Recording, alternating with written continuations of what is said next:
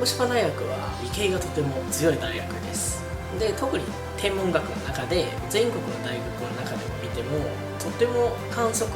電波天文学に特化しています。でもちろん理論とか光赤外線をやっていらっしゃる先生もいますので、本当に観測のスケールも様々で、一つの大学の中で研究の連携が取れるような環境になっています。で、観測装置にも鹿児島大学と国立天文台で共同で運営しているウェラの入り帰国もあります。で、それ以外にも世界中の望遠鏡に基本アクセスして使っています。で、私も今回延山 45m に行ったのも、その一つの例ですね。電波っていうのは目で見えないんですよね。電波望遠鏡でその天体の電波を取って電圧で画像を作るんですけれども、直接そこからこの天体こういう姿しているんだというのはわからないんですよね。でもその信号から得られた物理量からこういうこと起きてるんじゃないかなとかで、そこからこういう姿しているんじゃないかなみたいな推理はできるので、そこが一番のその電波天文の面白いところですし、そこはやっぱりそのロマンがありますね。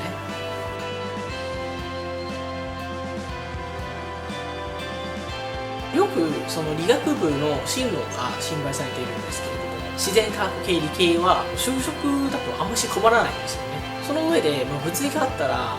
いろんな分野にも行けます。で、天文学をやってじゃあ何になるかというと、天文学っていうのは、我々がその天体を見て、その天体が例えば何億年何十億年の年齢の中で私たちが生きている数十年、長くても100年はほんのその天体の一瞬に過ぎないんですよね。で、その天体の一瞬だけを見て、その天体がこれまでどういうこと起きているのかとか、この先どうなっているのかを全部予測するのが天文学で、この予測する力は天文学だけじゃなくて一般社会に出ても活用できるんですよね。なので天文学をやっているとものすごく鋭くなるんですよね。僕自身もそれを感じていて、実はゲームとかよくそういう推理ができるようになっているんですよね。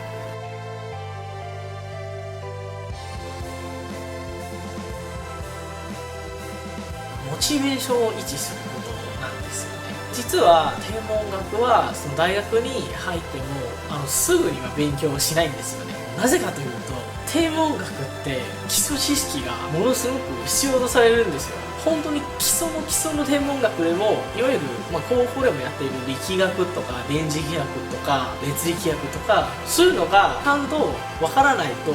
できないんですよね。だから最初の2年間はあんまし天文学の授業はないんですけれども、それを基礎知識として力学とか熱力学とかいろいろ勉強しているうちに、これが宇宙だったらこういうことに使えるんじゃないかなみたいな想像しながらモチベーションを保っていくんですよね。そこが一番大事なところです。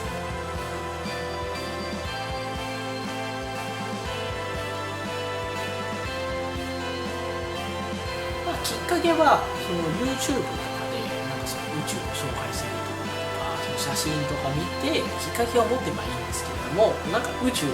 すごいとか綺麗とかにとどまらずに、なぜそういう見方してるのか、なぜそういう色をしてるのかをぜひいろいろ考えながら興味を持ってほしいんですね。で、それをなぜと思いながら高校でやっている勉強を必死でつなげようとすると、高校の勉強も楽しくなるし、天文学の研究ってやっぱし研究だからうわ綺麗だと終わらないですよね。ちゃんと何かを解明しないといけないですので、そこが一番大事で、そういう知りたいという気持ちが、やっぱし魅力を感じるところだと思うんですよ。